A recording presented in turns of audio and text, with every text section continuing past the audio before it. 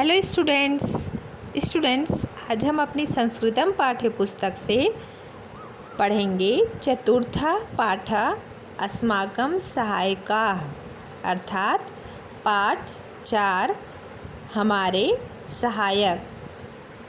सहायक कौन होते हैं बच्चों जो मनुष्य किसी न किसी रूप में हमारी सहायता करते हैं उन्हें हम सहायक कहते हैं। तो आइए बच्चों ऐसे ही कुछ सहायकों के विषय में जानते हैं। बच्चों इस चित्र में एक व्यक्ति कपड़े धुल रहा है। तो बच्चों कपड़े कौन धुलता है? हमारे और आपके और सभी लोगों के कपड़े कौन धुलता है? रजका अर्थात धोबी। अगला चित्र है बच्चों, एक व्यक्ति एक बालक के बाल काट रहा है। तो बच्चों बाल काटने वाले व्यक्ति को हम क्या कहते हैं?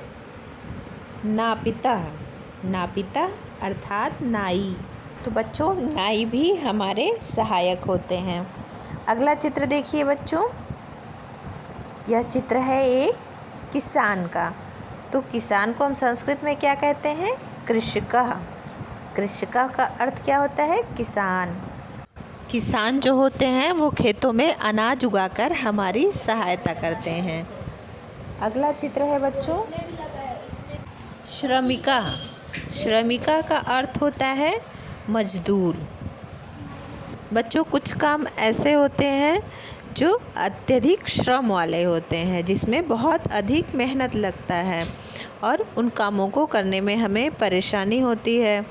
तो ऐसे कामों को कौन करता है? श्रमिक। जो मज़दूर होते हैं वह ऐसे कामों को करके हमारी मदद करते हैं, हमारे सहायता करते हैं। अगला चित्र है बच्चों यान वाहका का अर्थात एक ड्राइवर का। ड्राइवर जो होते हैं वो हमें एक स्थान से दूसरे स्थान जाने में हमारी सहायता करते हैं। अगला चित्र है बच्चों भारवाहका का। भारवाहका अर्थात कुली का। भारवाहका का अर्थ होता है कुली या सामान ढोने में हमारी मदद करते हैं।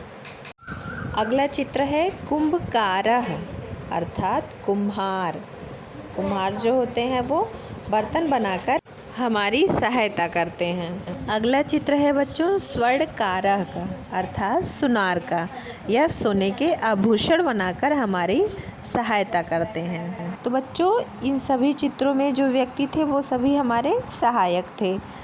अब आइए इस पाठ में अभ्यास कार्य को करते हैं। प्रश्न है, दिए गए सहायकों में से किसका संबंध किस चित्र से है? सोचकर मिलान कीजिए। बच्चों चित्र को ध्यानपूर्वक देखिए। चित्र में सबसे ऊपर किसका चित्र बना हुआ है? एक हल का। हल किस व्यक्ति के काम में आता है? किसान के। तो किसान को हम संस्कृत में क्या कहते हैं? कृषकः। तो कृषका शब्द को हम हल के चित्र से रेखा खींचकर मिला देंगे। अब देखिए बच्चों इसके दूसरी तरफ यह चित्र किसका है? यह चित्र है एक वाहन के पहिए का। तो इसका संबंध किससे है बच्चों? इसका संबंध है यानवाहका से।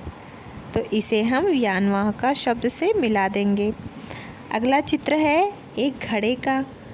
तो बच्चों इस घड़े का संबंध किससे है?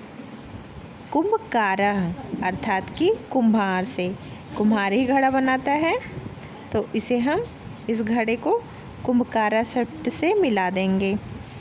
अगला चित्र है एक गधे का। तो गधा जो है वो किस सहायक के काम में आता है? यह एक धोबी के काम में आता है। तो धोबी को संस्कृत में हम क्या कहते हैं? रजकः। तो इसे रजकः शब्द से हम मिला देंगे। अगला चित्र है बच्चों एक सोने का आभूषण। तो सोने का आभूषण कौन बनाता है? स्वर्णकारः अर्थात सुनार। तो इसे हम स्वर्णकारः शब्द से मिला देंगे। अगला चित्र है एक हथौड़े का। तो हथौड़ा किस व्यक्ति के काम में आता है? श्रमिकः अर्थात कि मजदूर के काम में आता है। तो इसे हम श्रमिका से मिला देंगे। अगला चित्र है एक कंघी का। तो कंघी किसके काम में आती है? नापिता अर्थात नाई के काम में आती है। अगला चित्र है बच्चों सामान। सामान जो है वो किसे काम में आता है या कौन ढोता है? भारवाहका अर्थात कि कुली। तो इस सामान को हम भारवाहका शब्द से मिला देंगे। अब अगला प्रश्न करते हैं। अगला प्रश्न है पहचानिए और सहायक का नाम संस्कृत में लिखिए। जैसे कपड़े धोने वाला, तो कपड़े कौन धुलता है बच्चों? धोबी। धोबी को हम संस्कृत में क्या कहते हैं? रजकः। रजकः इसके सामने हम लिख देंगे। अगला है फसल उगाने वाला। फसल उगाने वाले व्यक्ति को हम क्या कहते हैं? किसान। किसान को संस्कृत में क्या कहते हैं? कृषकः। यहाँ पे हम लिख देंगे कृषकः। गाड़ी चलाने वाले व्यक्ति को हम क्या कहते हैं? यानवाहका अर्थात ड्राइवर। बाल काटने वाले व्यक्ति को क्या कहते हैं? नापिता अर्थात नाई। गहने बनाने वाले को स्वर्णकारः अर्थात सुनार। तो बच्चों आज के लिए बस इतना ही। आपका होमवर्क है, आप अपनी पुस्तक में पृष्ठ संख्या 19 और 20 को पूरा करिए तथा बच्चों कम से कम 5 सहायकों के नाम संस्कृत में लिखिए। और बच्चों सभी कार्यों को करने के बाद उसकी एक फ़ोटो खींचकर क्लास व्हाट्सएप ग्रुप में सुधार के लिए भेजिए। Thank you students.